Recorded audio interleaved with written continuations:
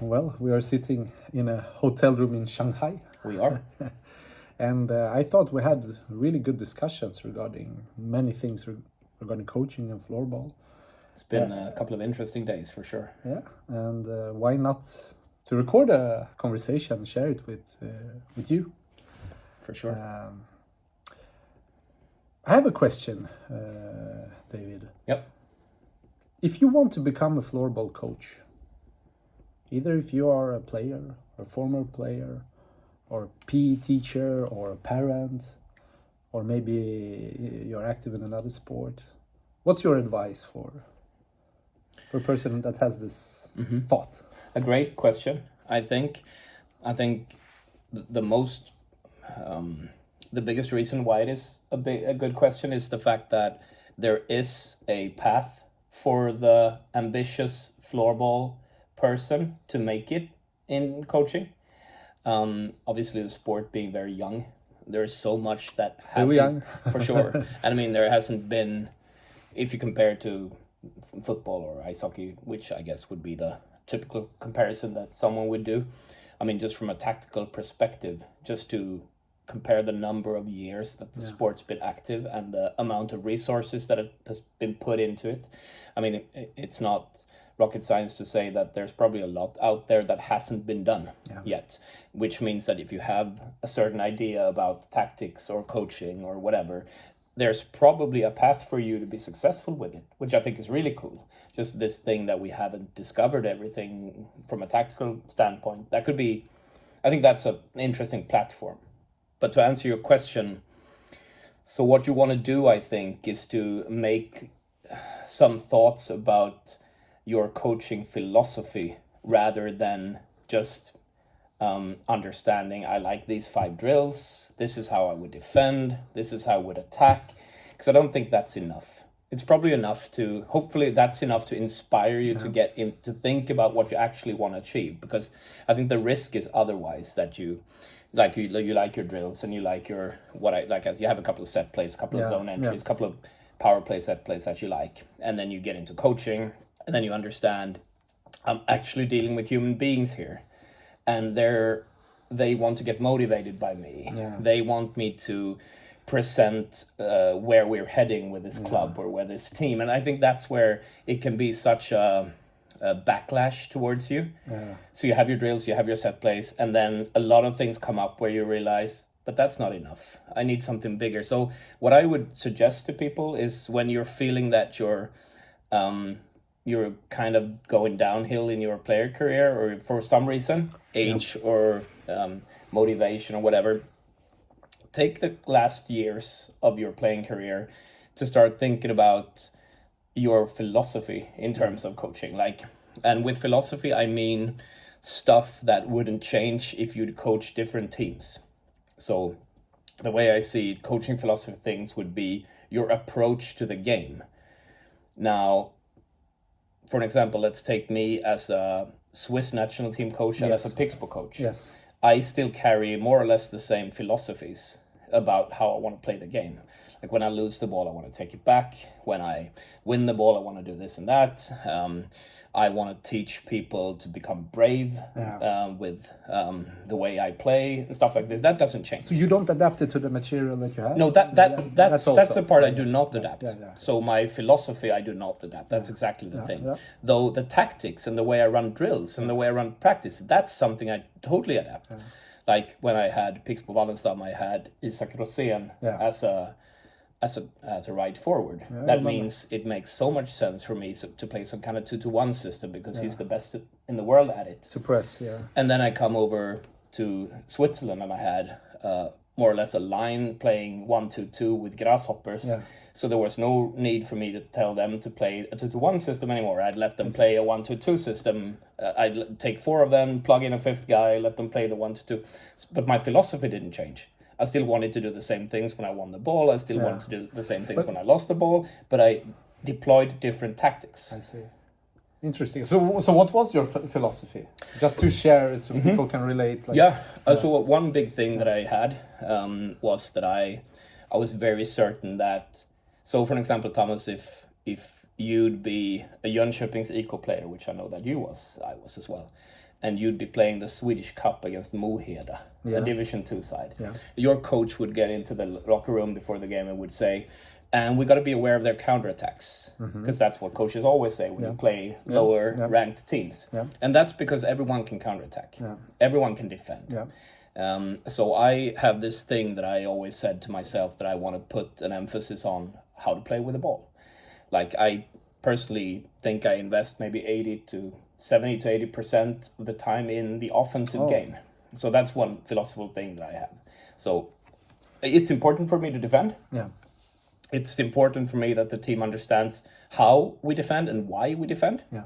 But that's about it. I just believe that once you've set that, maybe in September with a group, you just need a couple of more weeks of rehearsal, maybe 1 week in December, 1 week in February, and that's enough. Because you're not going to make a big difference with more invested time. But if you practice how to do something with the ball, zone entries, decision making, I think you can do a huge leap in that, and that will make you better defensively, because you won't lose the ball in the wrong areas of the court and all of these things. So that's one philosophical part of me that I probably would never change. So I want to invest a lot of time in offense. In offense, wow. Another one that I have, so it's a tough thing changing people's behaviors and their mentality, but I've always thought that if I can deploy tactics that encourage people to be mentally more brave over a longer period of time, I think I can change a player's character. I think I can change a player's personality almost by just making them brave, by being very aggressive without the ball, by being brave with the ball. And that's another thing that I believe in. So that's another one of my... But it's also part of your personality, right? Yeah, it is. And it has to be. It is. To be credible. That is totally true. Like, a lot of people that know me know the discussion about me saying that I'm a nice guy and that I believe in being friendly. But it's the definition of being friendly, but that's another chapter. But that brings me to the point that you said here about my personality. Like, I tried 1 year in Pixbo, not the entire year because I was so bad at it, but maybe a month or two, I tried to become a bit more hard, a little bit more macho, a little bit more... And it just doesn't work for me. It's not authentic at all. Yeah. So it is, part of it is personality. It's about handling your personality and understanding what you're good at. But I think many coaches faces the situation that they feel that they are lacking knowledge or skills or leadership. What advice can you give to coaches to start? I think this is something all coaches maybe struggle with. Most probably. Most at some part of their career. And of course, the big thing here is that I guess people will think, okay, so I could go to the university and study sports coaching or whatever, and it will take 4 years of my life, and I might end up without a job afterward because there are not that many well-paid jobs in floorball. And that's where you can circle back to I will come back to that later. That's where you can circle back to what I said, that I think that good people within the floorball industry that have something they want to do in coaching, and they have some kind of niche, so they're good at something, they have discovered something tactically, or they have something from a leadership perspective that's really good, they will make their way. It's just not enough good people out there at the moment that are educated. So I think just get an education. Get a university education if possible. If not, turn to your association, see what they have, put some pressure on them, read some books, because it's so much easier having this job, and the pressure of it, especially when you come to like World Championships and stuff like this, the way to handle it is to know that you're educated in some form. Because then it's so much easier to sleep. You just do your preparation. You can tell yourself, I'm actually good at this. So that is the thing. Get an education. And floorball would be... it sounds harsh when I say it like that. I don't mean it like that. I mean it like in a positive way, get an education. Because that's the way you can survive pressure points in your career, by knowing that you're actually doing something that is... right. And you said one really interesting thing regarding how should you approach moments like, for example, the World Championship. There's a lot of pressure. So your advice is that a lot is about preparation. It's so much about that, like from a player perspective, but I think mostly from a coaching perspective. So the only way I handled pressure. For example, my last World Championships was a home World Championship in Switzerland, where you knew that 12,000 people had bought tickets to the final weekend, and there you stood playing against Latvia in the quarterfinals, which is far away from a gimme for us. They're good. Yeah. And of course, if we'd lost that, what would happen? Then 24,000 Swiss people would have bought tickets to games that they shouldn't. Switzerland won't even take part, right? So that's where preparation comes in. Yeah. So if I believe in what I do my job over 2 years' time well. The thing that I've started to do is just, if something pops up in my mind saying I should go talk to this player, do it. Just go talk to them. If your mind says, I'm not really happy about our zone entries, do something about your zone entries.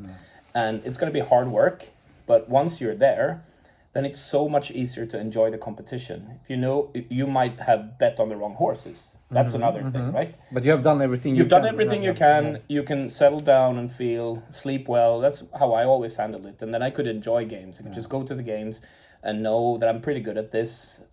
I've done my preparation and my homework. Then it's so easy not to get that negative nervousness and actually and you can live with the results too. Like we had a very interesting home World Championships in Zurich 2022, which was my last WFC, where we drew Norway in the first game, where I actually took a timeout in the end of the game, telling my guys, let's keep this point, even though 8,000 in the stands probably being negative about us, because we should beat Norway, even though Norway is good. Like 2 Lions, their first game, they're rested. They have a lot of good players, a lot of good SSL players. But I was like, keep this point, because we're going to be better than Norway in the other 2 games against the Finns and the Slovaks.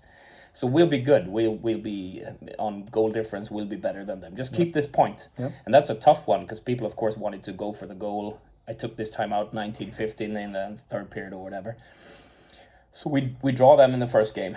And then we beat Finland in the second game. 7-5, very good performance from us.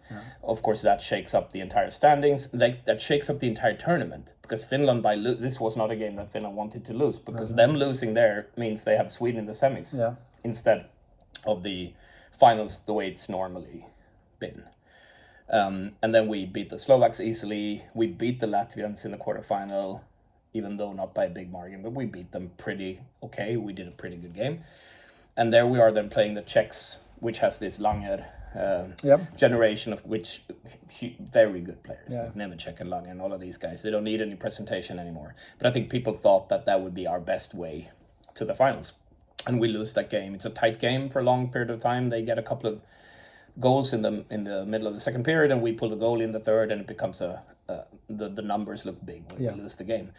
And that's the way you handle losses too. Because I was like, I probably would have done most of the things the same again. Like, I have to live with this result. Maybe I bet on the wrong horses. Maybe I did something wrong. But I did what I wanted to do. Yeah. Like, it would have been so much worse for me if I'd be there and I'd thought, oh, I should have done that. Why didn't I take that communication with this player? Why didn't I talk to him? Why didn't I do something about our 5-on-6 play? Blah, blah, blah. But I was like, yeah, I bet on the horses that I bet on, and I wanted this to be this way. And you roll the dice in these games. You just want to make sure that the number of sides on the dice that are for you are as many as possible. This is fascinating, yeah. And then you just roll the dice. Yeah. Because you said, for example, you can affect the way you play. It's much more difficult, or maybe impossible to affect the way the opponents play. Yeah, especially how they perform compared to their maximum. Yeah. That's the toughest thing you can't really influence. Of course, you can, if you're tactically skilled, you can make the game go your way, and that's a big thing that I think I'm pretty good at, like getting games to look in favor of my team. I think you do that, but you can't alter how much they get out of their players at any given day.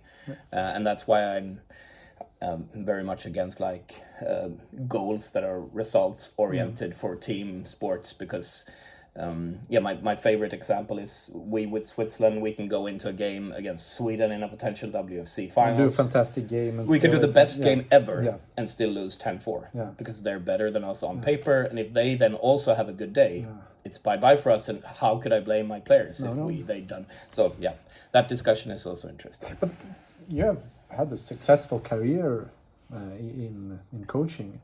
And you said that... you actually didn't have any role model. No. as a somebody that you copy, or you copy is a bad word, but No, but it's a good word. maybe It is a good maybe It is a people good copy. word. Yeah, we are copying. Sports is copy paste yeah. all the time. Yeah. Like they say the same in the NHL. Vegas Golden Knights win with a passive defense that is taking care of the home plate and not letting anything come from the slot, and then all teams try to play like that. Edmonton Oilers try to do the same thing. Then they have to fire their coach after 20 games because he's playing a system he hasn't done before, and the players are all lost. And so this happens all the time, the copy paste thing. And no, I never had any role models. I did some kind of Frankenstein's monster out of the coaches that I'd had in my career, but I've never been big on reading what Pep Guardiola says in the locker room and then try to do the same thing. I've never been like that, though. I am a lot for like looking at American football and try to steal stuff. Like I got a couple of free shots in floorball that I've stolen from basketball, some pick and roll stuff that I use a lot from hockey. So I do copy in that regard, but I think this is also the way I want to be authentic to myself because of my personality. Like I always say, I'm a pretty friendly guy. I'm not a rah-rah, aggressive, badass kind of guy. So I think that's also one of the reasons, because I can't do the macho things. I just need to be the semi-computer nerd that also handles social situations pretty well. But one thing that you said is also fascinating, that I guess in all teams that you have been in Könitz, in Pixbo, in Swiss national team, in Team Canada, you haven't actually picked your coaching team. No, that is true. Like I've had say in it at times, but most of the time I've lucked into good situations. So Könitz, I was paired with a guy called Christian Bali, who is just amazing for me. And then in Switzerland, the head of the national team there recommended or said, I think it's going to fit perfectly with you to have Esa Jussila, who was in the former staff, and Luan Missini, who was coaching Grasshoppers at the time. And I'd met both of them a little bit. And I went, let's try that, because I didn't have a staff to pick from Sweden because I'd never had an assistant coach. But it's interesting because in one way you have your philosophy, you have the way you want things to be, but at the same time flexibility regarding people to work with. So, that's true. I think that's very interesting actually. I think there's some kind of belief in me that says that regardless of what assistants I have, I'm actually going to sell my stuff to them. I think that might sound a little bit egoistic, but I think that's the way it is a little bit. And I know I'm going to do my job very well. So I'm and I think also, like when I came to Könitz, I had no resume, but then I did well in Könitz, and I came back to Pixbo, and that was a situation where I had a couple of different assistant coaches. I liked all of them, but then when I came to Switzerland, I felt good about myself. Like I had done good results with Pixbo, and I think that makes it also easier to like believe in yourself in these constellations and believe that you can win the trust of the assistant coaches and stuff like this. And by the way, it turned out so well with these guys. Like Esa Jussila is now the head coach of Finland, has won a world championship, and Luan Missini is one of the best coaches in the world to me. So that turned out well. And you had many people who you coached, or who coached you when you were a player, and then they turn up to be you cross paths again in different roles. And exactly. It's cool. And it's interesting. It's very interesting, like you say, that's the way it's been. I think now if I would do something again, it's easier for me now to know what I want. And this Switzerland situation was really lucky, and it worked out really well for me. So I think maybe I'd do it differently if I had another shot at doing it. Okay, a question like this, I think many people are interested, but can you make a living of being a floorball coach? Can you have of course you probably love the sport you do, so that in itself is very rewarding, but can you have a good life? That's a great question. So if I go through my coaching career, the Könitz deal I had was actually really, really bad that first year. They had done in college for a couple of years, and they'd had a couple of other good players, and they'd been. By the way, the best player ever, it seems, playing for. Amazing, Yeah, amazing. He's bad at fishing, but he's good at everything else. So they had economical difficulties when I came down. So my deal was, the first year was really, really bad. My second year, it was decent, but not very good. Then I came back to Pixbo, and I did like 50% Pixbo and 50% floorball school, which I think that is probably the most realistic way for people, like to get some kind of payment for the coaching job, which is necessary, of course, to do a good job. But it's also really unrealistic to maybe think you'd be 100% employed, and then find something like working for the club in some other capacity, or having some connection to a floorball school or something like that. It's probably the easiest way to do it. And then when I was in Switzerland being head coach there, then that's full-time employment. So that was probably the first time that I felt that I could really call it my job. And I felt that it was going to be, after my first 2 years, I felt that it would be a long-term commitment. So yeah, if you're open to combining it with something else, and it, like everything else in life, just do a good job, and you will be needed. Like the floorball world needs good people. That's true. It is possible, but I mean, it's not going to be. You're obviously not doing it to be rich. No. So we are now in China. We are coaching, training kids. Yep. And how is it for you to go from elite level, we are talking about top level, to having kids? I think I have 2 kids my own now. I think that probably matters a little bit to me. Just that I don't like not knowing stuff in life. So it's been a thing now, the last couple of years for me, that I've tried to educate myself more on how to coach kids and what matters, and especially the cognitive thing, how the brain evolves, but also how the body, of course, evolves. That, together with just the fact that I like spreading the sport, I like traveling, I like seeing people being happy, which is, I think, a floorball camp, there's probably not much better. Not too much more other stuff that would be better than that, because people are genuinely happy when they play floorball at camps. So it's been amazing, Anything you had to adapt? Like, remind yourself, okay, this is kids... Yeah, I mean, for sure. A lot of things, like, especially I think... We had our first date. David had his first day today. Very... in another culture, in another floorball environment. Which was a little bit less of a thing than I thought. I was expecting the cultural differences to be even more. I was expecting more discipline and less... maybe that they thought that they were less allowed to be joyful. But they're very happy, and they're... a little bit semi-crazy, doing semi-crazy stuff, which I love, because, it's a obvious sign of having fun. The discipline is there, though. Obviously, the language barrier, I was expecting to be way higher than it is. Like, they actually understand pretty good English. And the working, like, morale of assistant coaches and stuff, like, it's very high. Like, they want to do good for you. So it's been really good. Like, I genuinely have enjoyed it. So interesting to experience Chinese culture for the first time. Obviously, there are a lot of things that you'd do differently as a Swede. But I think actually the barriers have been a little bit less prominent than I thought. And you said, for example, you have some basic things that you want to have in a floorball practice. Yeah, that's interesting, because that's kind of also this philosophical thing that doesn't change. So that I bring with me here. There are typically 3 things that I kind of measure my performance on, so to speak, when it comes to practices. So the first thing is, do I manage to give players a lot of ball touches, a lot of intensity, a lot of sweating, a lot of running? Because they're combined, all of these, like less cue time and more being active, without making it feel like you're just supposed to run around with a ball for 2 hours or Yeah. whatever. Yeah. So that's one of the things that you need to put a lot of thought into.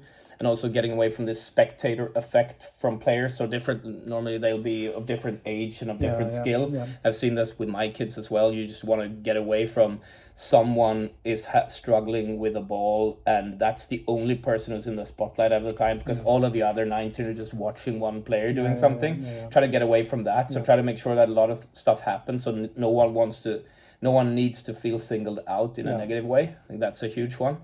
So that comes into that. And then the second point is I want to make sure, if possible, because this has with cognitive stuff in the brain to do, if I can provoke situations that needs decision making. Yeah. Like can I so in this case here with these Chinese kids, it's about trying to make sure that you can develop their functional skills enough for decision making to come into the game. Yeah. So situations where you can actually make decisions, that's number 2. The amount of situations and how I can teach it. Mm-hmm. And the third one, which I think is maybe actually the most important one, is to motivate people to pick up the stick when they come home. When they come home. Yeah, when they come home, because that's where, especially at a younger age, that's where you're going to get your hours towards the 10,000 hours. It's from it actually being so much fun that you prioritize it before doing something else in your life. So that's what I kind of take upon me to make sure that it's so much fun that once they've gotten home and they've eaten, they want to tell their parents to give me the stick. Am I allowed to play indoors a little bit? Yeah, I think you also. I played mostly before I started in SIBA. Played outdoor. Yeah, me too. On the street. Yeah, it sounds like a Brazilian football player. 100%. Yeah. But I actually, this is where you maybe create your foundation for technique. Oh, for sure. Yeah, and maybe improvisation. Yeah. To try new things, to be playful. Yeah, and the base layer for lifelong sporting activities, to actually genuinely like the physics of a ball bouncing or whatever. How is it? Your children are they playing floorball? That's an interesting thing. Obviously, people will expect my kids to do so. So my life partner, Lynn, has been playing in the Swedish national team. Has been very successful. She was also good at hockey and good at football and stuff like this. So, and I've been decent myself, not to these levels, but I've been decent. Like I played the SSL and stuff like this. So people, of course, from the outside will expect our kids to be floorball players, and of course we try to be the modern parents, not to push them too much in any direction. So they are, the only thing we have done at home is to just make sure that there are balls lying around all the time. Yeah. Just make sure that there are different sizes and different material of balls just lying around. And then like at home, we built a little shooting rink where they can go and shoot. And Are they shooting? They are shooting, but the thing is that you need to actually make them go outside before they will like it. Like if you're inside, say, you want to go and shoot, they probably do not want to shoot, but as soon as you step outside of the door, they love it. My question was not like, this floorball family. It was more about the young generation and all other things that they could have. Can maintain themselves in life. It's a great question, Thomas. The thing is that I've experienced, and this is kind of how I measure if screen time and computer games and everything is actually not good for me. This measurement might be lacking in evidence from a science perspective, but the thing that I do is when I'm outside and we're playing floorball, for example, or soccer or whatever, with the kids, and because I've had situations with especially the younger guy who's 3.5 where we've been outside for so long and we've been doing something sport-ish that I'm almost going, hey Ted, do you want to go in and watch TV for half an hour? Just because I know he hasn't watched any TV today and it's 30 minutes and then it's more or less bedtime and I'm getting tired. And he goes, no, I want to play. And then it's of course impossible not to play because you can't go, let's go inside. And I think as long as that happens, as long as you feel when you have fun outside and they actually want to do that rather than getting a screen, that makes me very happy, of course. Okay, a personal question, like you have been involved in floorball as a head coach, your partner Lynn was until recently the head coach of the Swedish women's national team. Do you talk tactics at home? It's a very good question. Like we did back in the days when we didn't have kids. Yeah. When we were both living in Switzerland. Yeah. Lynn was playing, I was coaching, Yeah. and we were watching a lot of floorball. Yeah. Then we did. Yeah. But as soon as Lynn wanted to get into coaching, Yeah. which was a couple of years ago when she was an assistant coach with a Swiss team, Yeah. and then she went to Dalen and Yeah, the Sweden thing, we actually made a deal that we wouldn't do it because I was, and Lynn was too, afraid of that if she would get all her stuff from me and then she'd try to say it with her own words, it would be very weird for her to try to be some kind of, I guess you could say, light version or whatever. It's back to your own philosophy, right? Yeah. Regarding to Yeah, everybody it is. should have. It is. But I was told her, you know, if something goes south, Yeah. of course I'm here for you. Like Yeah, if of I can course. help you out Yeah. with something, pressure or leadership or tactics, then come to me. But do your own thing. You're gonna be good. Like you're gonna do good stuff. And that's kind of how we kept it. So she's maybe asked me a couple of times about stuff, but not more than that. And I think that's the way you gotta do it, because it's of course way easier for her to live with stuff. And then we've also had some common players. So I've been with Thorengruppen now for 3.5 years or something, working as a game and player developer. Yeah. That means that I'm on a daily basis in contact with a lot of the national team players. Of course. So that's also been one reason why we didn't want to mix it up. So yeah. But as a coach, I mean, there is a part that you plan the training sessions. There is the tactical part. Yeah. There is the locker room management of individuals. Can a coach be good in all of those? That is a very good question. And how to That's a very good question, Thomas. So I think a lot of coaches in floorball get criticized for not understanding goalie stuff. I hear that all the time. Yeah. Like someone goes, I don't know anything about goalies. And then parts of the floorball world, well, how come you don't know anything about goalies? It's so bad. No, it's not. It's because it's a totally different part of the game, obviously. Most players, I mean, just from a percentage perspective, of course, most coaches will have played as a field player because there are so many more of them than goalies, which makes it tough to take care of the goalie part. And that is, of course, because in floorball, there's this thought, I guess, or also from a resource standpoint, that the head coach kind of does it all, because you're not going to be able to pay maybe more than one person who gets a little employment or whatever. So of course, when our staffs look like the football staffs or the American football staffs or stuff like this, then I mean, no one would feel that it's weird that a hockey coach isn't also a goalie coach. Yeah. So why would it be in floorball? But yeah, it can be a resource thing, of course. So no, I think what you need to do as a head coach, you definitely need to, like I said, have your philosophy. So you need to know what you want to do, how you want to play. Not from a tactics perspective necessarily, but like from a philosophy perspective. What do you want to do with the ball? What do you want to do without the ball? Do you want to play a lot of pressing, or do you want to stand back and stuff like this? And then you can have someone else taking care of it. Like you can just go, you got the D, and you've got the zone entries, and you got the PP, and you see a lot of this. Like Petri Nycke, for an example, would be one of these that just more or less delegates and takes care of the staff and takes care of where the team's heading, like from a mental perspective and stuff like this. So it's a common mistake, I would say. Have you looked at some coaches said, wow, really good job, really, we spoke about role models, but someone that impressed you? I have now.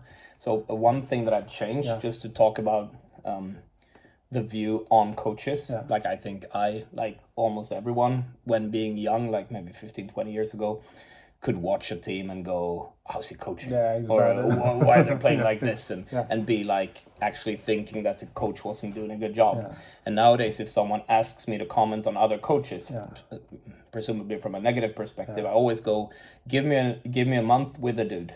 Let me be at practice for a month. Let me be on 4 games, and I'm going to tell you what I think. Because then I would know, right? I can, of course, what my eyes see, I can of course discuss the actual play and saying I don't think this play is good, or this doesn't make sense for me against this opponent. But I of course don't know where it got stuck then. Did the coach not say the right things? Did the players not understand the right thing? They did not execute the right things? But to get back to your question about what has impressed me, I was very impressed by Esa Jussila, how he managed to get the Finnish team to come back from that 4-0 against Sweden in Malmö. Yes. Because I thought they were rubbish in the first period. Like they had nothing going. Their defense looked scared. Yeah. And there was nothing saying that they would make it back. Of course, I think the lead for Sweden being 4-0 was cheap, maybe a little bit, but today they were way better than Finland. Still playing at home, being exactly, favorites, all being odds. better. Being better. Most probably being better, at least on paper. Yeah. And how they made it back from nothing, speaking from them, to somehow getting that done. But he's a great human being, and I know people love playing for him. He's also, I'd say he's a little bit like me on that side, that has a very human side to him, and I think you can connect with him on many levels. So that was astonishing work, I think, and so cool for him. Could have happened to a better guy, so I was very happy. I was actually doing an IFF thing during the game, and he crashed the broadcast by giving me a hug after that game, and said something about that it wouldn't have happened without me, which it probably would have, but that was very nice. So great guy. Another guy is Daniel Jernberg from Thorengruppen, who I've worked a lot with, who is a brilliant match coach. I really like his approach to the game. I think he's really good, though. Of course, when you win with a good team, it's way harder to impress someone. But I think just the way he did for such a long period of time, winning so much against a couple of other teams that are at least more or less equally good. I think that's a good one. I wonder if I can find a third one for you. I've always been impressed by Heikki Lukkonen, who's in Latvia now. Yeah. I've always liked. And my country of Ukraine will play against Latvia. In the qualies, right? In the qualies. First game on this Wednesday. Though I don't know Heikki that well. I haven't been to his practice. I just like how his end product looks a lot of the time. So he probably has had his up and downs too in his career, but I always liked the product. Like I always liked how it looks when his teams play. Yeah. Okay, we'll round it up, but you're not coaching on elite level as you did before, but still you're very involved in floorball. Besides doing those fantastic trips, and I hope there will be more of them. Yep, likewise. Tell us what are you up to now nowadays? So I've had a lot of good offers, to be honest, from top teams in Sweden and abroad. Yeah, we read all the time in media that David is here, he will be there, he will be. The thing is, of course I've been away from my kids a lot with intense travel, with living in Umeå and working for Switzerland. Yeah. So I decided to cut down on the evenings as much as I can at the time. Yeah. Like I think I can get into it again once when the kids do get a little bit older.